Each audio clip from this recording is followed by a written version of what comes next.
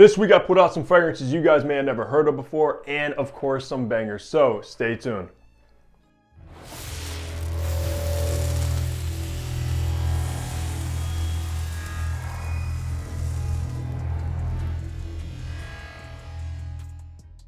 Hey, what's going on? Hunter here and welcome back to my channel where I upload weekly fragrance content. So of course, just go ahead, hit the subscribe button down below if you love fragrances, and also make sure to follow me over on my Instagram page.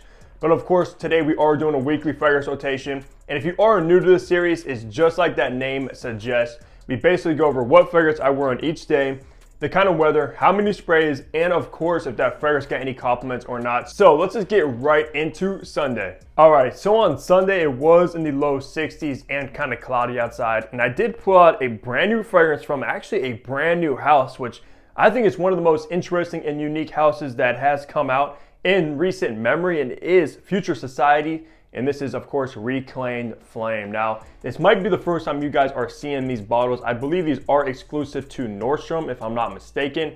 However, the concept behind this brand is they create fragrances based on extinct florals, like flowers and stuff that are no longer around, and I think that is awesome. And Reclaimed Flame is probably my favorite within the house from what I've tested at least, and I do own 4 in my collection. This one is kind of similar to Louis Vuitton's Orage, and if you know me, I love Orage. I think that's very underrated from Louis Vuitton. The only similarity is that bergamot note that's used in here. It's very similar to the way it's done in Orage, and I love it. And of course, you get this floral tone in here that is very different because it's based on a flower, I believe from South Africa. I forget the name because it's been gone for almost 100 years, I think, this particular flower in this one, but awesome fragrance. And on that day, I did do 3 sprays of it. The performance was actually very solid, probably the best performing from the house that I've tried so far as well. No compliments on that day because I didn't really do much on that Sunday, but if you are looking for something unique and different in the perfumery world, definitely head over to Nordstrom if you have one by you and check out Future Society. Now heading into Monday, it was also in the low 60s and kind of cloudy outside, and for some reason I was in the mood for a green chypie fragrance, and honestly it doesn't really get much better than this, and I did go with Raja Parfums Apex, and this is of course the Eau de Parfum concentration. I also do own the Parfum version of Apex, but this one is very solid. It's smoky, it's green, it's earthy, it's resinous, woody. And it kind of does get compared to like Dior Sauvage Elixir, which I do see a slight similarity, but not identical by any means. Now on that day, I did do 6 sprays of Apex. The performance is very solid. Of course, not as strong as the Parfum version of it, but still a beast. Almost similar to like Sauvage Elixir, very potent. Now on that day though, again, no compliments with Apex, and I don't really see everybody loving this one because of how potent and smoky it can come across in the air when you're walking around in the scent sillage and stuff, but still fantastic for any chypie lover. Tuesday was also the same when it comes to the weather, low 60s and cloudy, and I guess I was in the mood for a beast mode nuclear fragrance because that's exactly what I pulled out. And of course I pulled out Mancera's Red Tobacco. This nuke of a fragrance right here, guys. And if you aren't familiar with Red Tobacco, it's a spicy, like cinnamon, woody, earthy tobacco, slightly oudy in the base kind of fragrance. Very dark and dense for sure, especially on skin. And on that day, I did do 6 sprays of Red Tobacco. And I know some of you guys watching this right now are probably like, what the heck, bro? Why are you doing 6 sprays of this beast?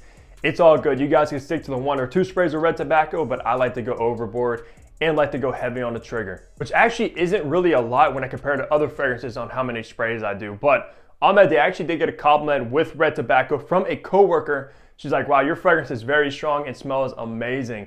And I was like, thank you. And I was like, you must like Mancera, because in a prior weekly fragrance rotation, she was one of the people that made me write down the name of Mancera Oud Exclusive, which I do own right over there. So Red Tobacco will still get you compliments and attention because of how polarizing and different it is. So that's what I chose for Tuesday. Wednesday was the same exact weather yet again, low 60s and cloudy. And I did pull out a Tigar cologne. You already know that's one of my favorite scent profiles, and my signature scent is Tigar right there. And I was in the mood for it, but didn't really want to go for Tigar itself. So I went with one of the best clones, and that is Dua's Enter the Tiger. And as you can see, I actually have put a pretty decent dent in this 30 ml bottle, and I haven't owned this for that long, so I have been wearing it quite a bit. Now, on that day, I did do 8 sprays of Enter the Tiger, and this stuff is very strong. It is, of course, an extrait de parfum, meaning the highest of perfume oils, on par with Tiger itself when it comes to the performance. So you are gonna get noticed with this, and that's exactly what happened on Wednesday. Because I actually did get 2 compliments. The first compliment was from a coworker. It was a woman. She was like, "What are you wearing?" She's never complimented me before, and I have worked around her for quite some time now. So I told her what I was wearing, and then about an hour later, she came over and said, "You have to work by me today so I can smell you all day." So I thought that was interesting, and that's exactly what the Tiger DNA does, guys. And if I be honest with you, if I had to pick one scent profile to wear for the rest of my life, it honestly probably would be Tiger itself. Very simple scent profile, of course. That's why it can be cloned so easily, and it's hard to recommend going out and spending $400+ on a bottle of Tiger when you can get it for around like $50 or so in a cologne variant, because all it basically is grapefruit, ginger, and ambroxan, and that's pretty much it. But being simple isn't always a bad thing, and you can prove it with Tiger. And I got another compliment from another coworker like later on in the day, probably around like 7-8 hours after applying Enter the Tiger. So this stuff is still pushing off the skin. And she was like walking behind me, she's like, "Wow, you smell so good." Like she emphasized on the good. So I was like, "Thank you." Yeah, it's basically like my signature scent profile, and I said girls love it, which is true. I mean, trust me, if you want compliments from women, you cannot go wrong with this DNA. So headed into Thursday now, it's in the mid 60s and sunny outside. So we had a little bit of change up of weather, which was nice. And I pulled out my favorite fragrance from Mont Blanc, and it is the newest. And this is, of course, Explore Platinum. Whoa, guys, Mont Blanc knocked it out of the park with this flanker, even though it does for some reason get some hate in the community, but I don't really justify that hate at all, to be honest.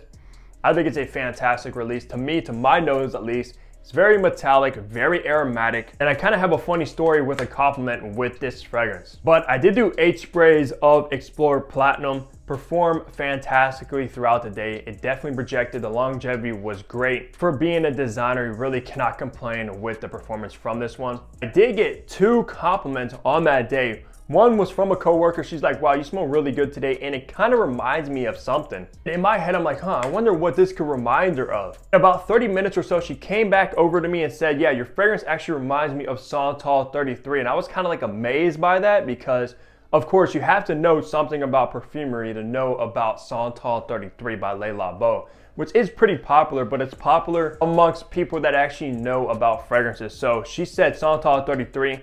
And for some reason in my head, or before she said that, I wasn't really picking up on Santal 33. After she said that, yeah, it actually does kind of have a similar vibe to that fragrance, which actually surprised me. Even though it doesn't have sandalwood listed in Explore Platinum, it still wears very, very similar. And if you are familiar with my channel, I'm not really a fan of Santal 33 because it can turn into that kind of pickly sandalwood. I was kind of like, oh, don't ruin it for me, because I'm not a fan of Santal 33, but I actually looked it up after she said that. I went on like Fragrantica or whatever and seen what people are comparing this to, and a lot of people actually voted Santal 33. So I kind of went back over to her and I was like, wow, I'm actually impressed with your nose, because a lot of people are also agreeing with you about this smelling like Santal 33, and I didn't even pick that up. Granted though, I don't own a bottle of Santal 33. I've only smelled it about once or twice in passing, really, and I don't know, maybe I'll have to get a bottle of Santal 33 and review it and actually see if it's grown on me now. And then also later in the day, like hours and hours after applying this one, I was actually in line, and this girl behind me, she's like, "Wow, somebody smells very good." And I kind of like smirked,